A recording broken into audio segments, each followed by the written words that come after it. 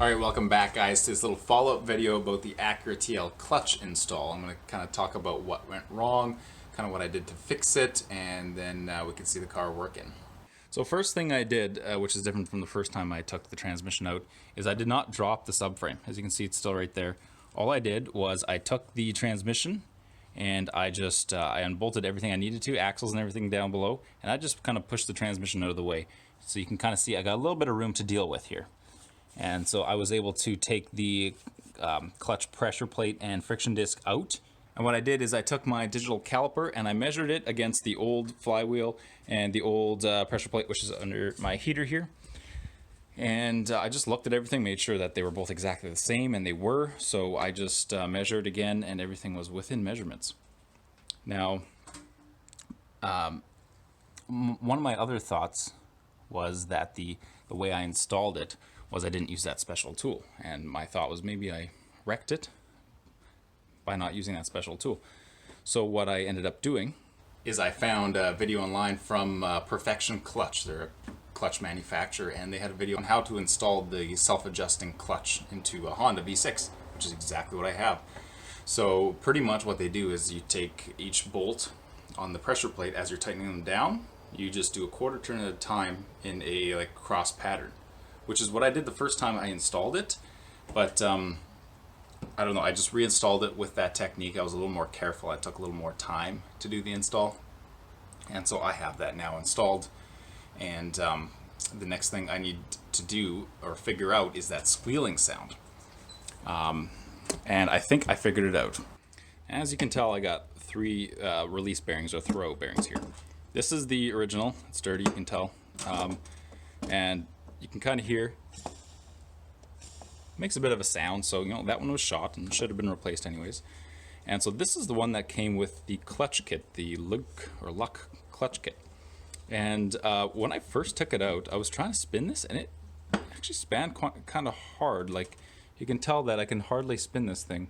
And I thought, I don't know if that's normal or not, but after being on the pressure plate, or being put on the pressure plate with some force, that I thought it would kind of loosen up. But I think that is the source of my squealing sound. You can kind of see a bit of wear here as well around the rim of that from just squealing on the pressure plate. So I went ahead and I ordered a new one, and this is a brand new one, and I don't know if you can see, but you can just tell how much easier this one spins. Like, it is such a world of a difference. This one I can't spin without putting a lot of force. It's just, it is a bad bearing, and so I think that's the cause of all my problems. So that's just the tip. If you are doing a clutch install of any sort, check the new parts, because even new parts can be either damaged or just assembled wrong from the factory, and they can be a cause of your issue. And I did notice that before I put it in, but I wasn't sure if that was normal or not. So I just went ahead and installed it, and apparently that isn't normal. So now I get to install my brand new one. This is an SKF bearing, I believe, which I think is a pretty good bearing manufacturer. It looks really good, it spins good, it feels good. So I'm going to get that lubed up, stuck on, and put everything back together and see if it makes any difference.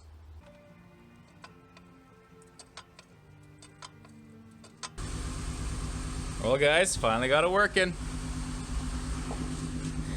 I can, with the car running, I can put the clutch in, and I can put it in gear. All the gears, no problem. Works without any grinding, without any force. It feels good. And the issue was the adjustment of the clutch pedal. Who would have thought this thing here wasn't out far enough, and so when I pressed it in, I wasn't getting enough play in the hydraulic system, and it wasn't pressing in the release fork enough. So I backed this out 20 mils, and that seems to have fixed it. So I'm going to give you a little bit of a closer look at what I actually did. Okay, so we're down here in the footwell. Here's the clutch pedal, and here is what I had to do. So there's this push rod that goes into the master cylinder for the clutch system, and what I had to do is adjust the length of this rod And so there's a nut right here. You can see the nut at the end of the push rod, so I loosened that off, and I just turned this with a vice grip, or a plier actually. Turned it out and tightened that back up and tested it, and it all works great. And so the manual says that you should have 190 mils of distance between here and the floor, which I was actually starting with 135, so I adjusted this to 155, because 190, I don't think I would actually be able to do that. I'm almost all the way up against the switch. I had the switch backed out. You can actually see the clean threading here. I backed the switch out that much to be able to make that work. Alright guys, finally we got it fixed. And so there was two issues that we had to fix. There was the throwout bearing, which was faulty from the Luke set that I got. So I bought a new one. That one worked fine, got rid of that squealing.